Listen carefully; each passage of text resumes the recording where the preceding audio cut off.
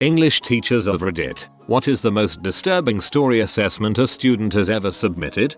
The first paper assignment of the semester was to write about life at the university through a sociological lens. This guy who was social, well liked, in a frat turned in this shocking story. He was writing about how hard his life was, how he had to scrounge for meals from the trash while seeing all the other students eat happily in the dining halls. He described how he'd seen his friends struck by cars on the winding mountain roads on campus. I was so taken aback, and I kept reading anxiously to see if his story would take a turn. A squirrel. The student was writing from the perspective of a squirrel. This kid was a genius. I told him later how impressed I was, and he shrugs in a very bro way, stating that's the worst thing I've ever written. If you see this, Matt, that's still my favorite paper by a student. Finally a clever paper. My reading will be glorious. Someone wrote fanfiction of her and Kermit the Frog and I've not been the same since. I hear a knock at my door. I opened it slowly, and there he was, Kermit. Students were annotating old news articles about a very famous axe murderer from the late 1800s. One student includes an annotation about how the article reminded her of her father. She helpfully included his name for me to Google, and yep, that is how I found out my student's dad is literally an axe murderer. Second place goes to a student who wrote from the POV of the zodiac color for a creative writing assignment. It was incredibly well written. If it hadn't been, it honestly might have not been so disturbing. But being in the killer's head as he ties up and stabs young couples to death? No thanks. Oh, and last week someone submitted a horror story in creative writing. I swear to God, she could be a writer for Saw movies. The deaths were graphic and gruesome and creative. I had to take breaks while reading it because I'm pretty squeamish. Was the axe murderer the Axeman of New Orleans? Asked them to write a sentence using the word believe on a vocabulary test. One kid wrote, I believe the sun will destroy us all one day. He's not wrong. But what if we punch the sun? English teacher here had an 8th grade student write a my life at this moment letter to themselves that they write at the beginning of the year and read to themselves at the end. I always have a rule that they get full credit if I can just see writing on it and see it's coherent English. Though if they definitely don't want me to read it, they should staple it and I'll just look for writing. I had a girl who went over the top to look, act, sound, and be a boy. She wasn't trans, so I was a bit confused on how exactly she wanted to be viewed, so I just pretended she was tomboyish. She was also insanely defiant to her male teachers, and I worked my ass off to build a relationship with her. She wouldn't have it, though I was as kind as I could be. Anyway, the time of year came for me to pass back their letters. By this time, this girl had been moved to a digital learning lab and had been isolated from the Gen Pop. I passed all the letters out and found hers had been left unstapled, though I didn't remember reading it or noticing it wasn't sealed.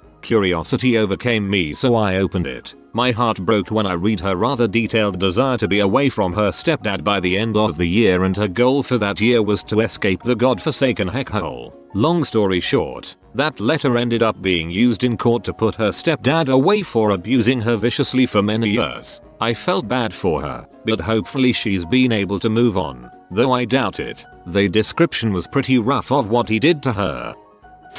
So Dwayne The Rock Johnson meets Al-Qaeda on a plane and cooks them delicious meals. Dwayne The Rock Johnson had a student submit a paper about growing up with an addict teen brother. He had the room next to her, and sometimes when getting clean the parents would lock him in his room and he would have raging withdrawals. She was very young, so I imagine there was a lot of medical care and therapy going on that she didn't know about. She just remembered that her brother was screaming and crying in the next room, and she would sit in her closet all night long terrified he was going to break through the wall and get her. It was such a heartrending story, and it made me view what families go through in such a different light. Abuse. And more abuse. Assigning anything that asks them to reflect on something personal or write something creative has a high chance of yielding stories about abuse. Those stories very likely reflect real experiences. Many a visit are paid to the guidance counselors and school therapists. If you don't work with kids, you might be shocked to learn just how many people are abused in some fashion. If you add in how many kids aren't abused but just have a bad upbringing, it gets really, really depressing. I've been given some pretty gruesome horror stuff, but it's usually based on crap the students have watched. This week alone I've read 2 Red Dead Redemption 2 ripoffs, so I'd settle for anything original. Basically a manifesto about how the student felt ostracized from the school and how he wanted revenge. This was a community college, and he was a freshman. Over the semester, I could tell he struggled, yet he was also insanely talented. Some other students in the class bullied him in my presence, and let's just say I didn't tolerate that at all.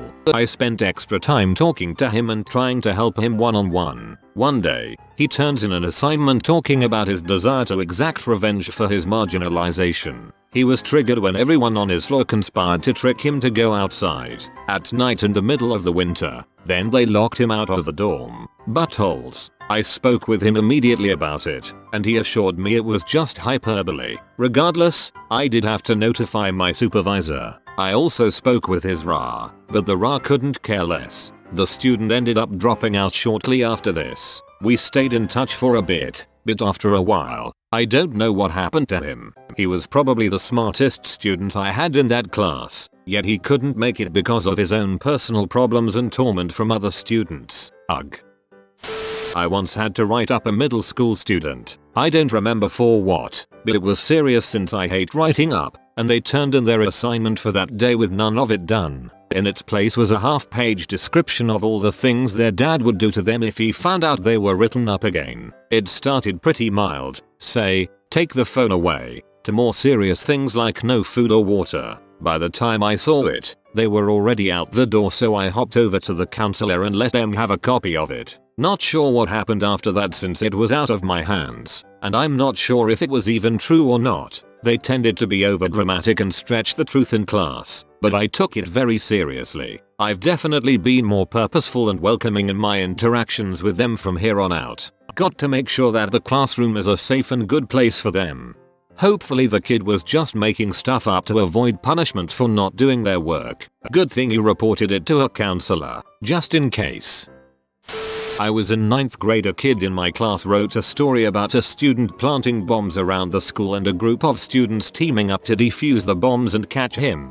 It was pretty cool, but it lost its luster when the kid made a bomb threat to the school 1 week later.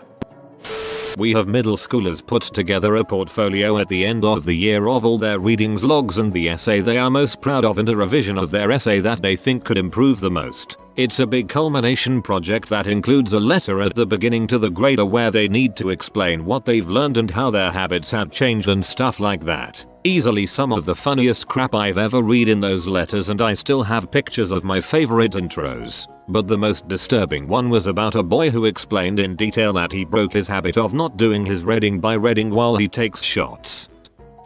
Maybe not exactly what you were looking for, but I'm an ESL teacher. One class, we were talking about different holidays and how we celebrate them. This one student was trying to explain Mother's Day, but didn't know the exact name of it. When I asked him to explain the holiday so I could tell him the name we use, he said, "It's the day where I pleasure my mother." When I was in primary school, we had a student read out a story about killing her whole family and then herself. Like a week later her sister went missing and they still haven't found her. It's been years but it still haunts me to this day. Whoa, I hope the teacher gave that info to the police. I teach English and ENL. One of my major assignments I give to my students in the beginning of the year is a realistic fiction short story. One particular student submitted his realistic fiction story about surviving abuse. It was quite vivid and detailed, which made it difficult to read. When I pulled him aside and asked him about it, he just said it was a story and shrugged it off. I told the admin and tried to get the guidance counselors to talk to him about it, but it just made him resistant to speaking and discussing about it. In the end, he was just emulating what he saw on Netflix's at the time and wanted to write in the perspective of abuse survivor after watching 13 Reasons Why. Smart kid, but that story was very difficult to read through due to the nature and details that were presented in his work. I used to teach kinder and asked students to draw and write a sentence or two about their week to turn in as homework. One girl turned in a drawing that she later told me her mother had sent her from prison. I don't remember the exact phrasing anymore, but it had a lot of phrases like "you're ugly," "you're dumb," "I don't miss you," and "stupid girl." She was so happy to turn it in. I don't think she had any idea what it really said and only knew her mother had sent it to her. Jesus, that is heartbreaking. I do an annual scary story contest and dang, 8th graders can get nasty. One story was about a family meat processing business, and when the kids are old enough, they learn the family secret, which is, of course, that they butcher humans for their signature meat. Another one was about some teenagers camping and the Wendigo got them. The detail was amazing though. Blood spattered over their tents, etc. However, I have gotten plenty of extremely sad stories. We do a memoir about a moment when time stood still, and there have been many stories about CPS coming to take kids away, or parents going to jail. One student was in a car accident which took his grandpa's life.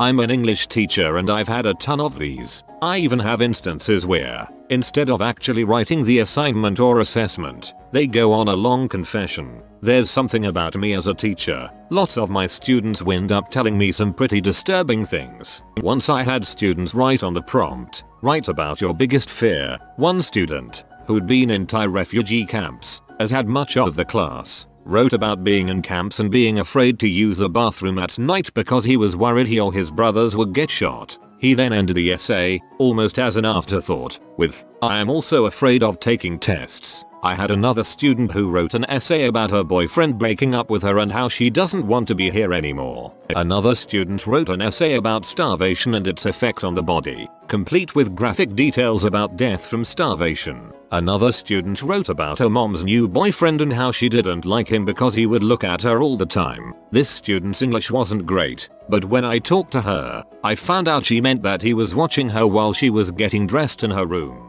Another student wrote a detailed and accurate description of the history of the AK-47, which I suppose isn't disturbing in and of itself, but I am still keeping an eye on this particular kid. Teaching high school in Texas, my first year of full-time teaching, and assign a personal narrative to a group of HS seniors. First assignment of the year, designed to roll into college application essays. Had a girl turn in an essay that related her experiences of traveling to get an abortion. In it, she described the agony of the decision, the inability to tell her father, the trip on the road, and the abortion procedure. It was all delivered in the same monotone, deliberately so, tone, and established a chilling atmosphere. It was heartbreaking and riveting. When I had a parent-teacher interview with her parents a few weeks later, all I could think about was that their daughter went through this, and the father had no idea, but I did. Her English teacher. She probably wanted to tell someone but couldn't. She might have felt safe writing it down and trusting you. Good on you for keeping it to yourself though. Many teachers would not. My father was an English teacher at an inner city school and he used to pay me to grade his papers. Once I was old enough he'd check them after I did. There was one I remember vividly. The student wrote about how he was forced to sell drugs to help his family make it through the month financially. He wrote about it in slang. So if you didn't know you would have no idea what he was talking about, so if my father had read it first he likely wouldn't have figured it out. But I was a little stoner so I knew exactly what he meant. I told my dad and he ended up getting the kid some help and he was a great student in the end. I worked with my 8th graders to do a research project titled College Bound where they looked up information on the college they would one day like to attend after high school. As expected, most of the athletes selected big name universities with strong football, basketball, baseball teams. One of the items they had to present was what they wanted to major in. Almost every male athlete I had responded with they wanted to major in a specific sport. When I pointed out to the first presenter that you cannot major in football, they all tried to argue it with me. The sole basis for their argument was, how do you think professional football, basketball, baseball players come from? They continued to believe they could major in a sport even after they were told by everyone including their coaches. And they looked up lists that such a major did not exist. You've been visited by the luckiest pig in the world. Comment lucky piggy below to get some of his luck. I hope you enjoyed the video. If you are new to the channel, you can subscribe. I publish new videos every day. Until then, check another video. Or don't. Either way, have a great day you magnificent people.